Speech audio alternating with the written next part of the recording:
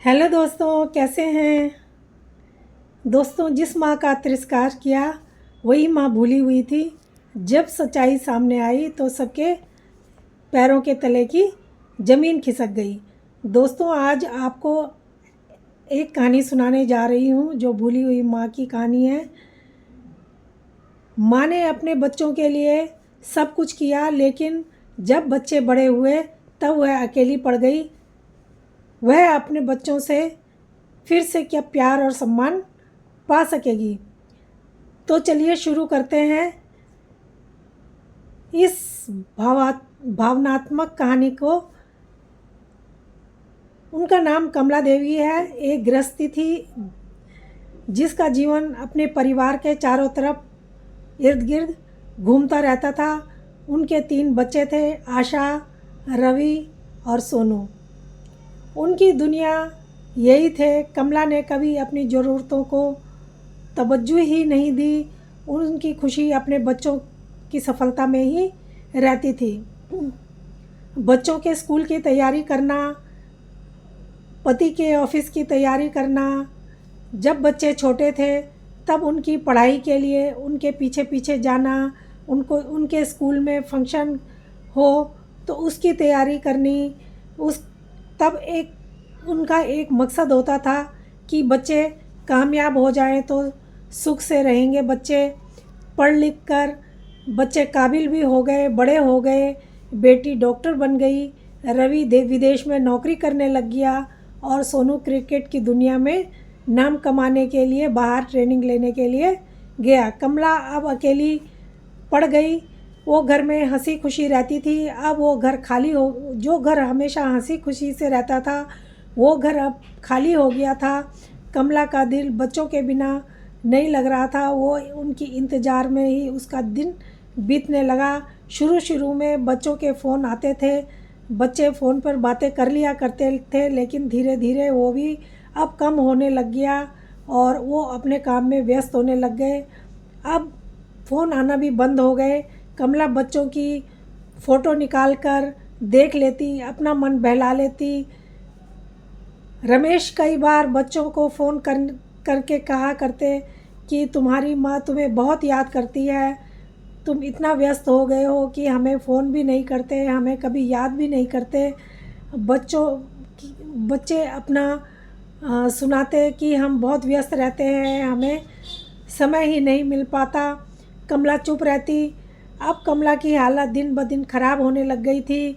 वो कमज़ोर हो गई, चक्कर आने लगे, पर वो सब कुछ सह रही थी। उसने अपने पति को भी ज़्यादा परेशान नहीं करती थी कि कहीं ये भी मेरी हालत से परेशान ना हो जाएं। एक दिन कमला ने रमेश से कहा कि बच्चों से मिलना है, तो वो कहते हैं ठीक है। वो अपनी बेटी के पास बिना बताए चली जाती है। वो कहती है, माँ तुम्हें यहाँ आने की क्या ज़रूरत थी, मैं आपको समय नहीं दे पाऊँगी। कमला का दिल टूट जाता है। वो बेटी के जाने के बाद वहाँ से निकलती है और रवि के घर जाती है, रवि के पास जाती है। वो एक पल के लिए तो वो खुश हो जाता है, फिर अपने ऑफिस के कामों में व्यस्त हो जाता है। माँ उसको कहती है, खुश रह बेटा, तुझे देखने के लिए आई थी। फिर वह सोनू से मिलने के लिए जाती है। वो अपने मैच की तैयारी में लगा हुआ था। वो माँ को स्टेडियम में बैठा देता है और उसको माँ से मिलने का, माँ से बात करने की फुर्सत ही नहीं थी। वो भूल जाता है कि मैंने यहाँ पर माँ को भी बैठा रखा है। कमला वहाँ से अपने घर को लौट आती है। वो बहुत निराश होती है। अब बच्चों से उम्मीद ही उसने लगानी छोड़ दी थी। उसने अपने बच्चों की ही खुशी चाही थी। इसलिए वो बीते दिनों को याद करती है और कहती है कि बच्चे तो अब बड़े हो गए और हमें छोड़कर सब अपने काम पर लग गए। रमेश कमला को कहीं घूमने के लिए बाहर जाने को कहता है तो वो मना कर देती है, वो नहीं जाती। वो कहती है जब बच्चों को उसकी ज़रूरत थी तो वो बच्चों के साथ हर समय खड़ी रहती। उसके सहारे की ज़रूरत थी तो तब बच्चों ने उसे नहीं छोड़ा। माँ बाप की तब वो परवाह करते थे। एक दिन अचानक रमेश की हालत बिगड़ने लगती है, उसका रक्तचाप गिरने लगता है। वो डॉक्टर के पास लेकर गई, वहाँ भर्ती कराया। फिर बच्चों को फ़ोन लगाया। आशा ने कहा मैं माँ ऑपरेशन में हूँ, कुछ दिन बाद आऊँगी। रवि ने कहा माँ इस महीने बहुत काम है, बहुत अर्जेंट मीटिंग चल रही है, बहुत ज़रूरी काम है, मैं कोशिश करूँगा जल्दी आ सकूँ। फिर सोनू को फ़ोन लगाया, उसने कहा मैं अगले 2 मैच बहुत ज़रूरी है, मैं उन्हें छोड़कर नहीं आ सकता। वो वहाँ चुपचाप बैठ जाती है। रमेश आईसीयू में भर्ती थे। कमला बस दुआ कर रही थी, प्रार्थना कर रही थी, उसको बस उम्मीद लगाए बैठी थी एक दिन उसके बच्चे उसको बुढ़ापे का सहारा बनेंगे। आज वह अकेली है और इस मुसीबत की घड़ी में उसके परिवार वाले, उसके साथ कोई नहीं है, बच्चे बहुत दूर थे। अब रमेश के ठीक होने के भी कोई चांस उसको नहीं लग रहे थे। फिर रमेश ठीक हो जाते हैं और वो घर आ जाते हैं।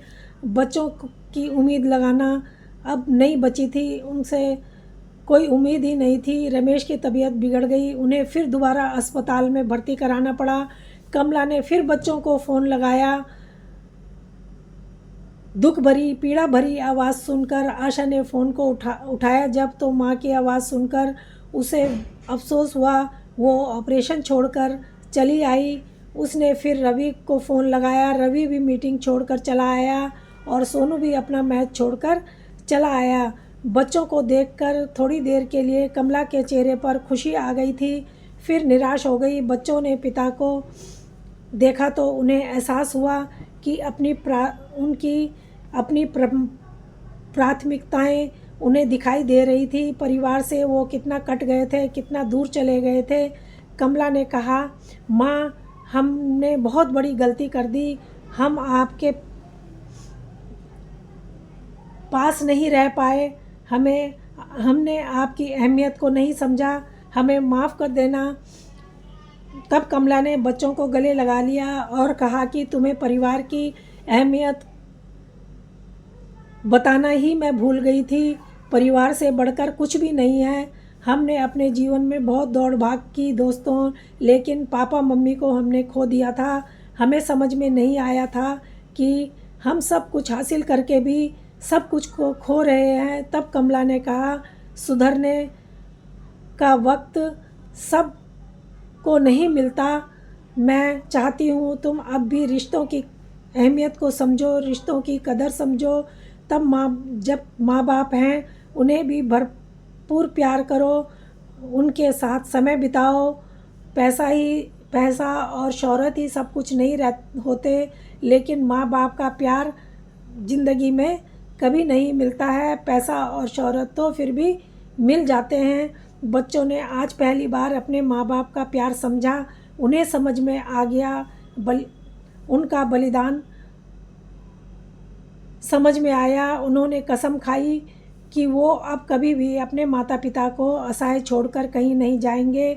जीवन में पैसा और सफलता महत्वपूर्ण हो सकते हैं, लेकिन माता पिता का साथ बिताए पल बहुत ही अनमोल होते हैं। माता पिता की अहमियत को समझना चाहिए, नहीं तो सब हासिल करने के बाद भी कुछ भी हाथ नहीं लगता। उन्हें जीते जी प्यार करना चाहिए, उनका सम्मान करना चाहिए। उनके लिए वही असली श्रद्धांजलि है। दोस्तों, आपको हमारी कहानी कैसी लगी? अगर अच्छी लगी हो तो प्लीज़ लाइक और सब्सक्राइब ज़रूर करना। धन्यवाद।